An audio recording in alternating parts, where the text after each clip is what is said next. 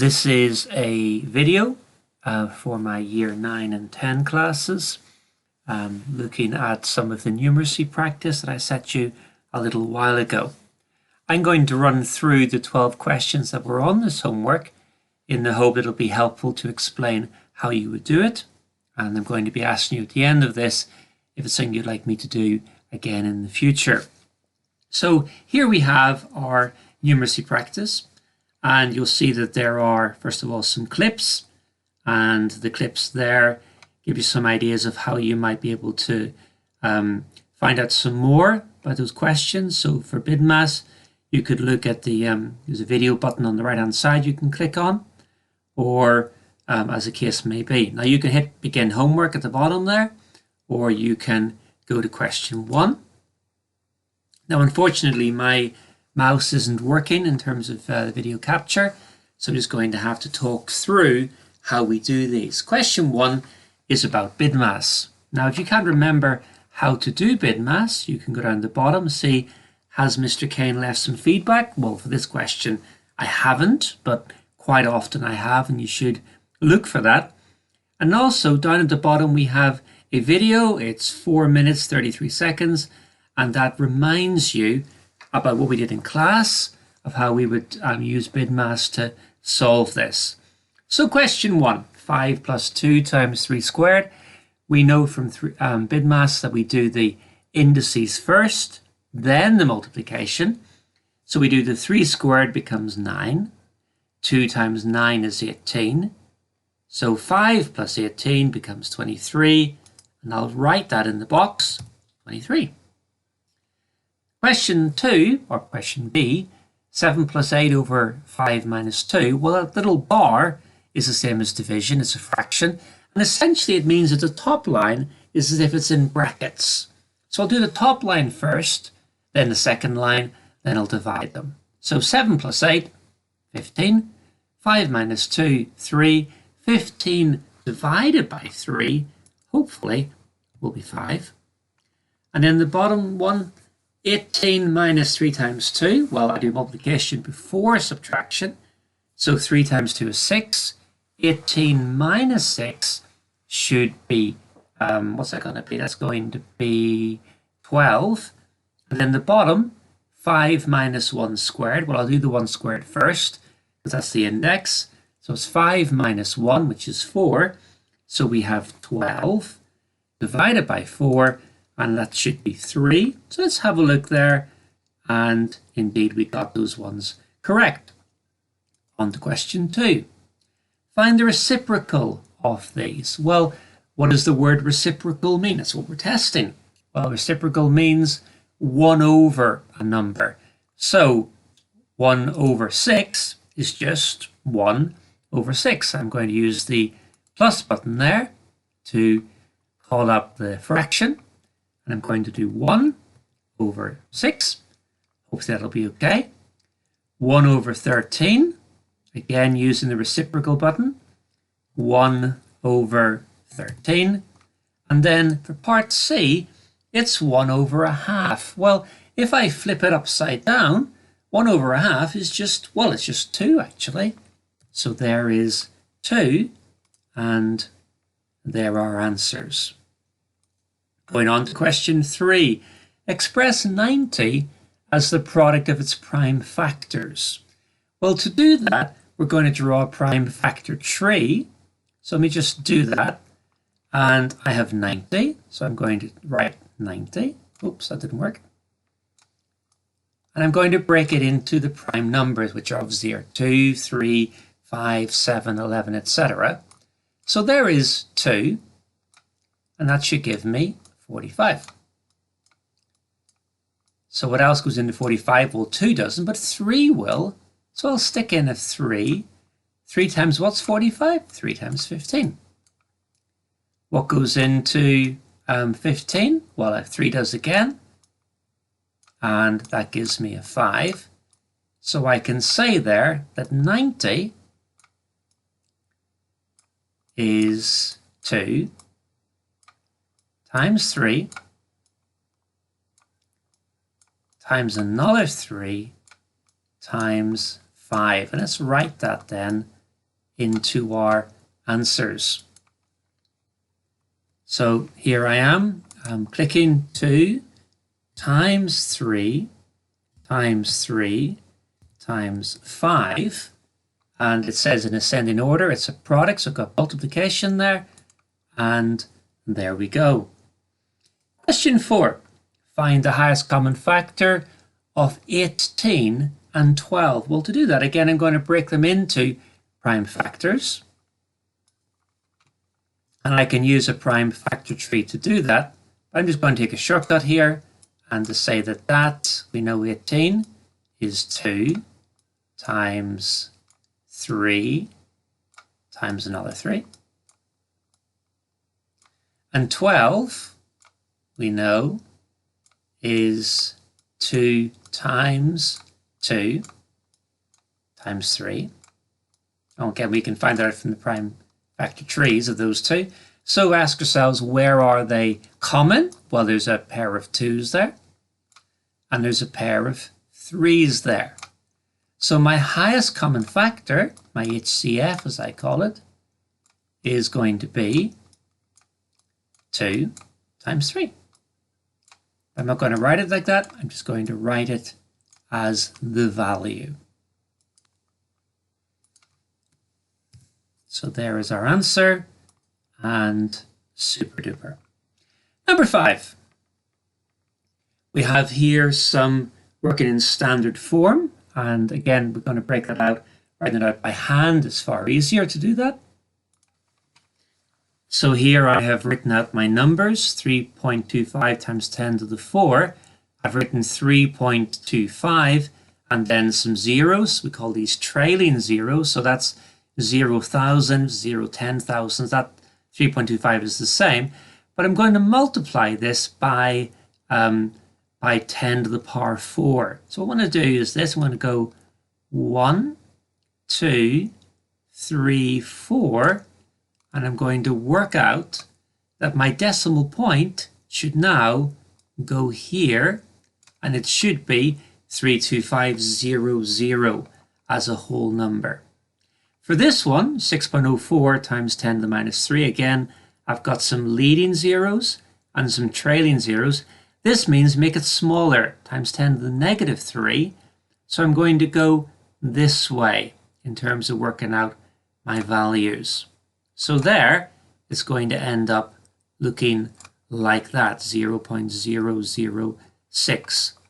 Here, 2400000, I know that that starts with decimal place here, so I'm going to move it 1, 2, 3, 4, 5, 6, so it ends up there. That's going to be 2.4 times 10. And how many jumps did we do? We did 6 of them. And similarly over here, I want to get 1.47 because that's what standard form looks like. So to get from there to here, I'm going to have to go 1, 2, 3 jumps. But in this case, I'm going the other way. I'm making it, it's going smaller. So it's going to be times 10 to the negative 3. So I'm just going to fill those in now onto MathsWatch. So here I have entered in those values, and let's just see if they are correct or not. And oh, one of them is wrong. You know why? Because I forgot about my 7. It's 1.47. Really easy to make mistakes like that. There you go. We all make mistakes. Question 6. We're going to round these numbers to significant figures. Well, what does it mean? I'm going to have 4382. 4 is my most significant figure. So therefore, that's just simply going to become 4,000. The next one, 25446, my most significant figure is the 2. I look at the one to the right, it's 5, which rounds up. So it's going to become 3. It's going to become 30,000. It's not going to become simply 3 or 300, it's similar in value, it's just rounded. 38562.7, the decimal place doesn't matter at all. I look at the 3 as the most significant value there. I look at the digit to the right, which is an 8, and that then becomes 40000. I don't need the point. I can just write it as 40,000. And then similarly, 87600.2, the 8 is my most significant, becomes a 9 because it's rounded up by the 7. So I'm going to have 90000. And again, I can ignore the point too. And there we go. Question 7. We're going to expand these. So we know that when we have a question like this, we multiply what's inside the brackets by everything outside the brackets. So it's 2 lots of x and 2 lots of 3. So that becomes 2x plus 2 times 3 is 6. The second one, 5 lots of 2x becomes 10x. And then 5 lots of negative 4. Well, that's going to become negative 20. Part 3, or part C, 4 lots of 2x becomes 8x. 4 lots of 1 becomes 4. And then finally D, a little bit trickier, 6 lots of x becomes 6x. But the next one is 6 lots of negative 4, y. Now you might be tempted to say, well, I'll do 6 take away 4. That's not what it means. It means 6 lots of. So we multiply.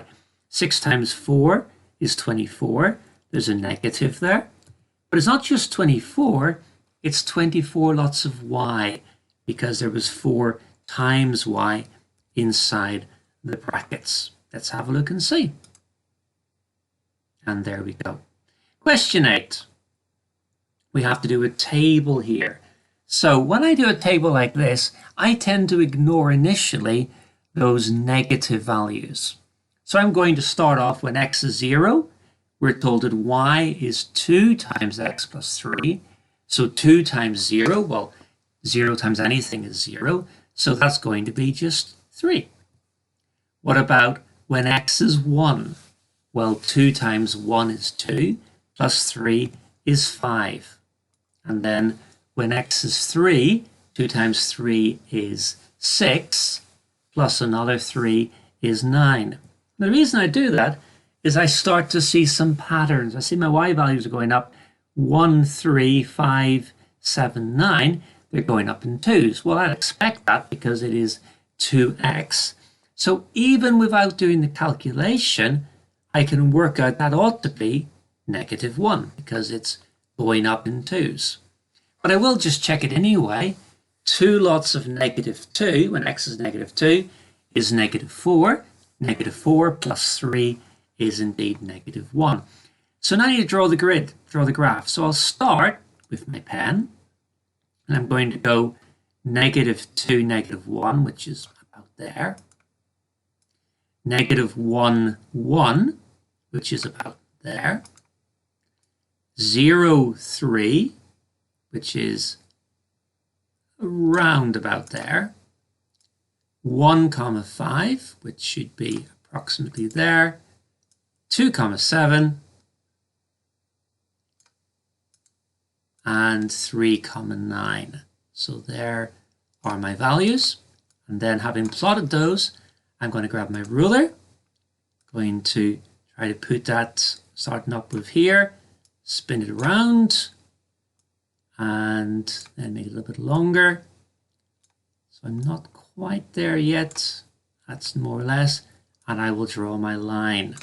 Now the thing about this is sometimes MathsWatch is very fussy, and you notice here I haven't quite on the point.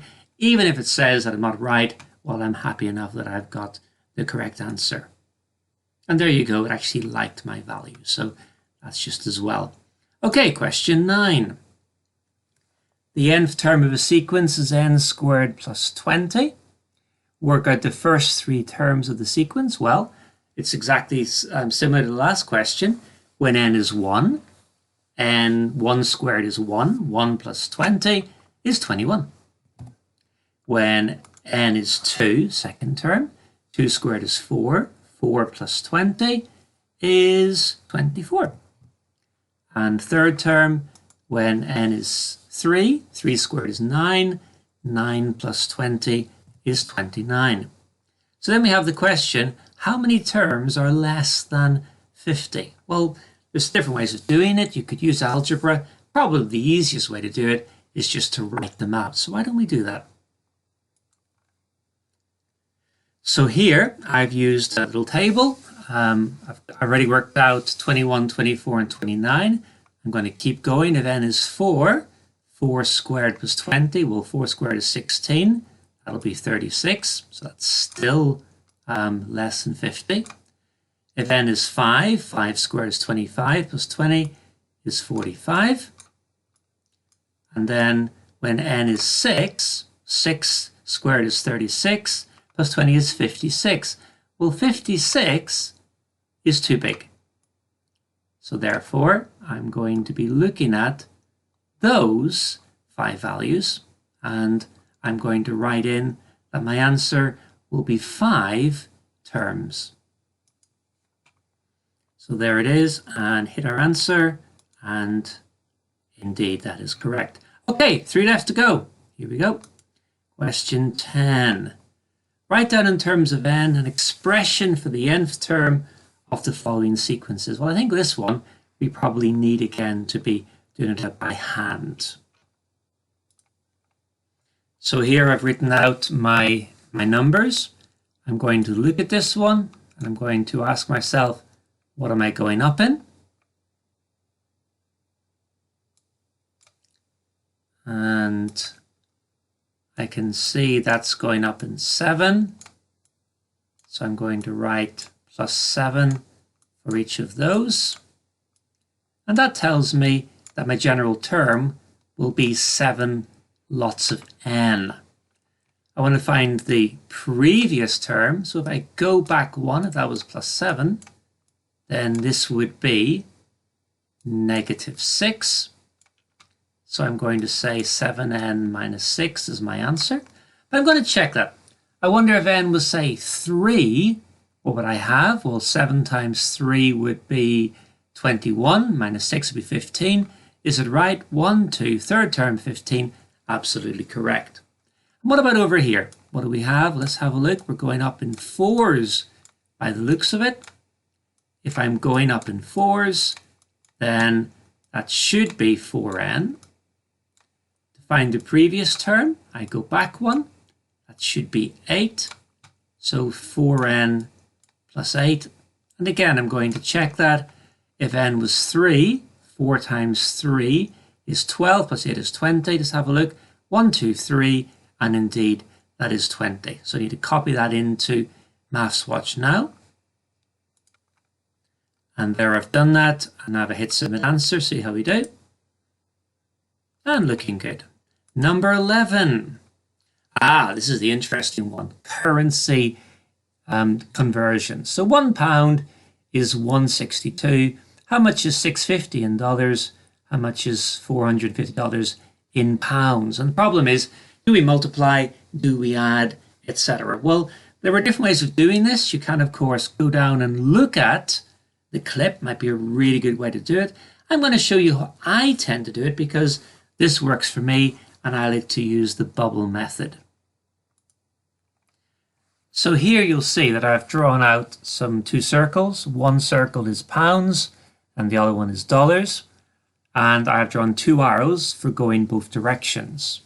Now I know that £1 is worth $1.62. So what do I have to do to 1 to make it 162? Well, I know that I have to multiply a 1 by 1.62.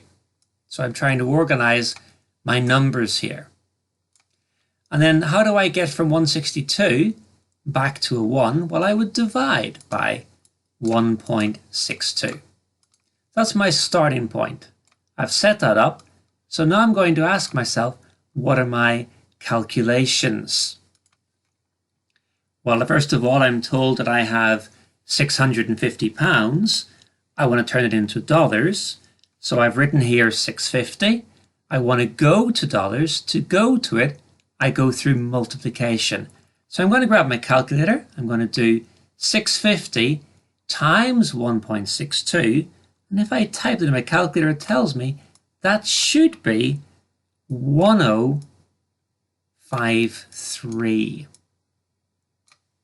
And I will check that in a moment or two. And then the second part of the question is, if I have $405, how many pounds is that worth? Well, to go from dollars to pounds, I recognize that I have to divide. So again, I'll take my calculator. I'll do 405 divided by 1.62. And that tells me that that should be 250 pounds. Now, I find this method very helpful because it's very easy to get confused. Do I multiply? Do I divide? This makes it clear where we're coming from. And there I've typed in the values into MathsWatch, hit submit answer, and we're doing pretty well. Last question, almost finished. So we want now to do some conversions. Again, if you can't remember, you're welcome to look at the video. But from my point of view, I think if I look at a ruler, perhaps, I know that a ruler, that 1 centimeter contains 10 millimeters.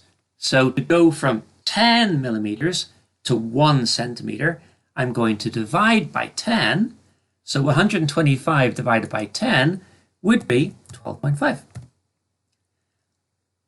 If I want to go 84 centimeters into millimeters, well, I know that 1 centimeter becomes 10 millimeters, so I'm multiplying by 10. So 84 should be 84 times 10, or 840 millimeters. What about 890 centimeters into meters? Well, I know that 1 meter is 100 centimeters. So from 100 centimeters to 1 meter, I'm dividing by 100.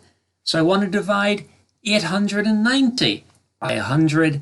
And if I did that, I would get 8.9 meters.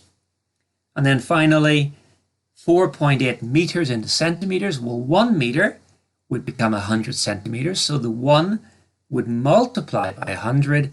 So the 4.8 multiplies by 100. And that should be 480. Let's see how we did.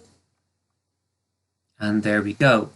Well, those are the 12 questions from the numeracy practice.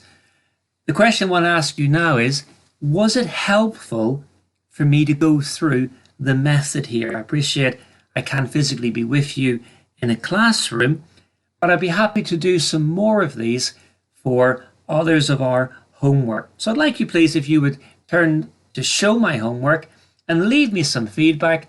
If you find it helpful, then I'm certainly willing to do some more if enough people found it helpful. And also you might want then to go back yourself, and those homeworks are still open. They haven't been locked yet. So you could perhaps want to go and finish some of those ones you didn't quite get to do. Obviously, don't just copy my answers, but go through that same process. Thank you for taking the time to watch this.